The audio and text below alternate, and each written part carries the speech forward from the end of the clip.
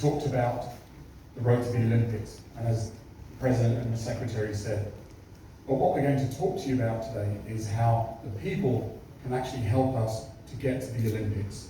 And that's what I want to talk about. But before I do, let me just remind ourselves of some of the challenges that we face. The lack of competitive games, which is what we're trying to change. Keeping players in the game when they finish university, how do we make sure that they continue to play and want to play as they get older? How do we teach the modern game so we can compete internationally at the same level as everybody? And how do we improve the skill level of our players to compete in international competition? Those are the challenges that we face.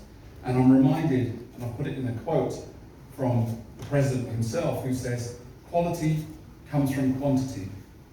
When clubs are talent rich, the state teams are better served and ultimately benefit the national team. Which basically means that the more players we get playing, the more talent we get. So the INBL, when we launched last year, was based around this concept that we have community level playing, we have state level, we have clubs, schools at national level, elite academies, and then the INBL 5-on-5 league at the top with the development league. And what we do is we get talent moving up as we increase the size of the number of people that are actually playing basketball, and that's our challenge. And the way we're going to start this concept is through the INBL 3-on-3, as both the President and Secretary said. So let me talk to you, give you a little bit more detail on what's happening. We're going to 20 cities across the country to help drive competition and help drive participation in those cities.